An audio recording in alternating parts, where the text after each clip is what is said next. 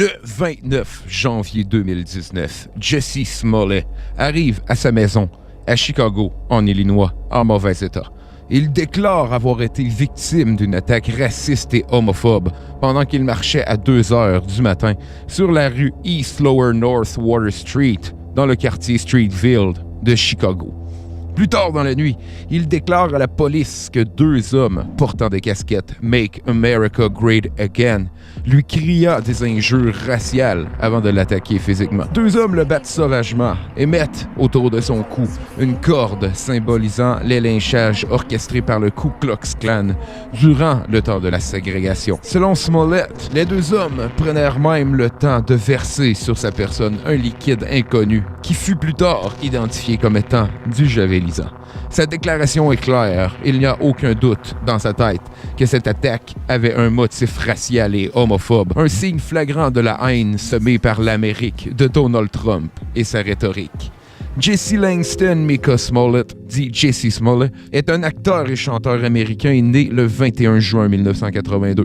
Il est principalement connu pour son rôle de Jamal Lyon dans la série Empire. Empire est une émission qui première sur Fox et Omni Télévision en janvier 2015 au Canada et aux États-Unis. Elle fut ensuite exportée plus tard dans l'année en France et en 2016 au Québec. Il s'agit d'une émission qui parle principalement du monde glamour du showbiz et du monde musical. Jussie Smollett, jouant le rôle de Jamal, est le fils d'un chanteur célèbre de hip-hop et tient un rôle depuis l'épisode pilote en 2015. Jamal est pour plusieurs un personnage à l'image de Smollett. Tout comme l'acteur, Jamal est un jeune homme de race noire, homosexuel et fier de son identité. Smollett est aussi reconnu comme étant un activiste pour les droits des marginaux ainsi qu'un avide critique du président Trump. Le 22 janvier 2019, une lettre est envoyée au quartier général d'Empire. La lettre contient un message raciste et homophobe s'adressant à Jussie Smollett. Dans l'enveloppe se trouvait aussi une substance inconnue sous forme de poudre blanche qui fut plus tard identifiée comme étant d'éthylénol. Cette histoire fut plutôt discrète dans les médias avant l'attaque du 29 janvier. Par contre, c'est une histoire différente le matin du 30 janvier alors que les médias s'emparent de l'histoire et la font éclater au grand jour. Okay, a lot to cover. We've got some breaking news. Actor and musician Jussie Smollett from the hit show Empire was attacked and beaten early this morning in Chicago. This is horrible to report. Danny, this is a horrible story. Gail, you may have already told us, but I'm so shaken by the story I forgot. I know he walked himself to the hospital. Do we know how he is now? Aux yeux de la plupart de la populace, il s'agit d'une attaque horrible et malsaine. Mais les médias sont vite d'associer ces horribles gestes à la rhétorique haineuse du régime Trump-Pence. Pour eux, il s'agit d'une réflexion de la rhétorique dominante dans l'Amérique de Donald Trump. Beaucoup de politiciens saisirent aussi l'occasion d'avancer leur rhétorique personnelle et leurs réformes. Le 14 février 2019, une loi anti-lynchage fut même introduite et passée au Sénat. Aux yeux de plusieurs, l'affaire Jussie Smollett est le symbole de la haine qui fait toujours rage dans le pays et qui doit à tout prix être éradiquée. Par contre, bien que les déclarations de Smollett soient consternantes aux yeux de beaucoup, d'autres doutent de la véracité du récit de l'acteur. Do y'all believe his story?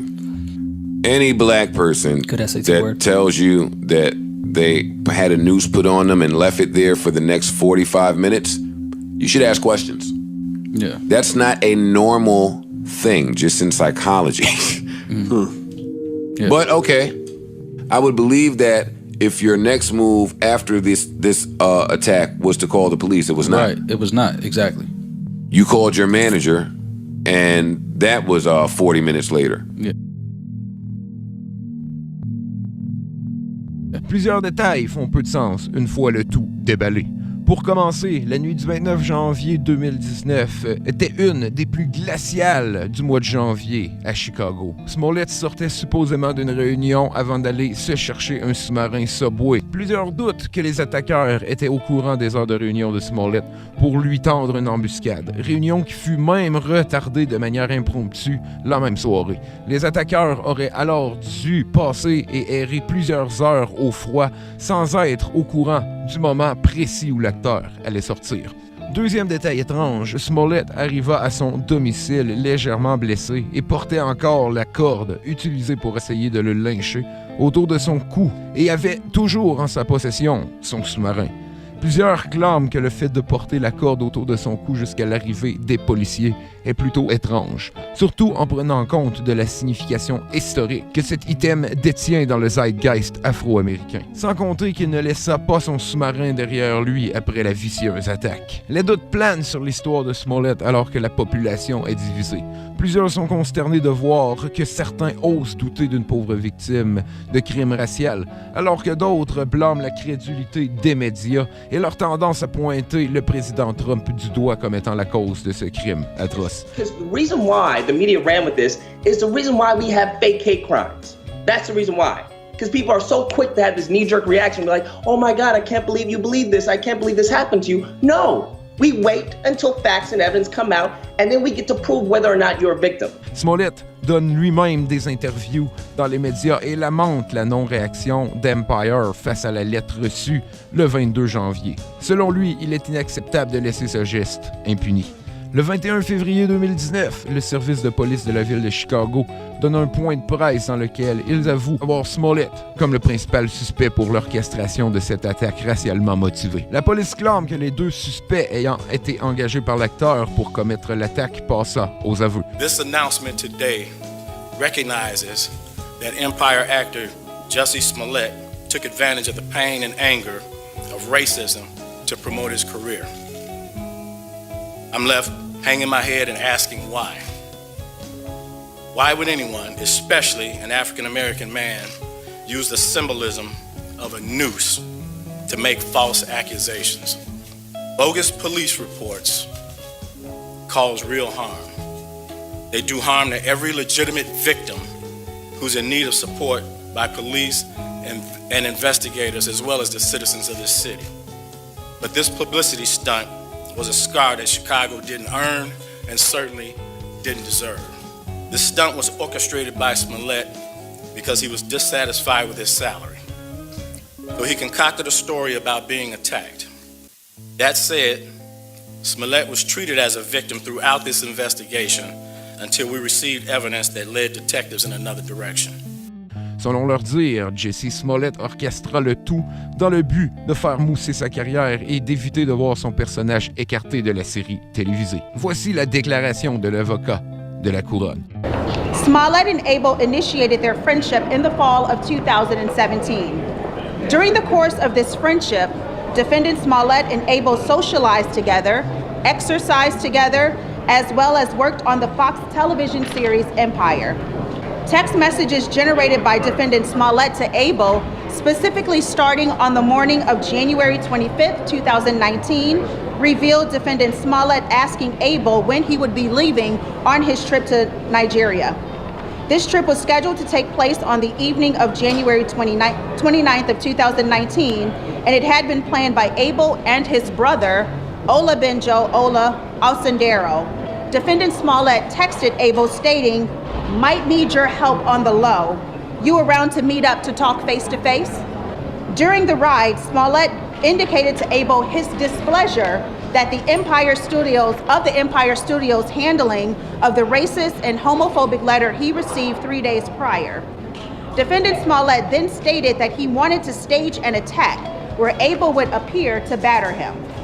Defendant Smollett also suggested that Abel's older brother Ola assist him with the attack. Smollett stated that he wanted them to appear to attack him on the evening of January 28, 2019, near his apartment building in Streeterville. Defendant Smollett also stated he wanted the brothers to catch his attention by calling him an Empire F, Empire N. Defendant Smollett also included that he wanted Ola to place a rope around his neck, pour gasoline on him, and yell, "This is MAGA country." Smollett provided Abel with a $100 bill to purchase the rope, gasoline, ski mask, gloves, and the red baseball caps, which resemble the ones that say, "Make America Great Again." The ride from Cinescape Studios to the Osendero brothers' home and the meeting between Smollett and the brothers is corroborated by CPD pod videos and cellular phone tower data of Smollett's phone number. On the late morning of Sunday, January 27, 2019, Smollett drove his vehicle back to the Lakeview neighborhood to pick up the brothers and show them the scene where he wanted the staged attack to take place. Smollett also instructed the brothers not to bring their cell phones with them. There was a change in the plan in that bleach was going to be used instead of gasoline during the simulated attack. On the morning of January 28, 2019, the date of the planned attack, the brothers purchased the clothing items at a local beauty supply store and the rope at a nearby hardware store using the $100 bill that Smollett had given them. These purchases were corroborated by surveillance video and a receipt. At 12:49 a.m., there's a phone call between Smollett and Abel, which lasted 3 minutes. During this call, Smollett told Abel the attack would take place at exactly 2 a.m. at the location. Smollett paie sa caution et est libéré jusqu'à comparution devant la cour. Il est officiellement accusé d'avoir mis en scène cette attaque raciale et homophobe. Il continue malgré tout de clamer son innocence. Il paie même une visite à ses amis acteurs et actrices à Empire et continue de dire qu'il n'est pas le maître d'orchestre de ce crime atroce.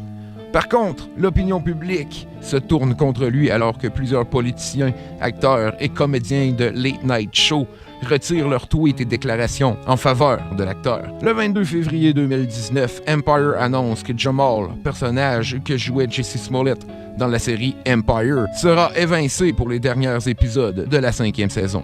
Le présumé plan de Smollett aura eu, selon plusieurs, les effets contraires et les opportunités de la carrière du jeune acteur déchu semblent plutôt sombres.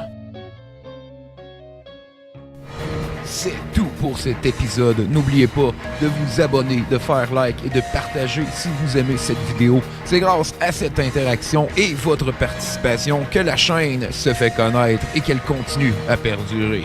N'oubliez pas aussi de cliquer sur la petite cloche à côté du bouton pour vous abonner si vous voulez recevoir une notification de chaque épisode qui devrait sortir à chaque 2 semaines. Quand l'inconnu ébranle jusqu'à notre confiance en ce monde, notre imagination s'emballe. Mais les vrais mystères, ceux qui défient toute explication rationnelle, ne sont-ils pas une porte ouverte sur la véritable connaissance?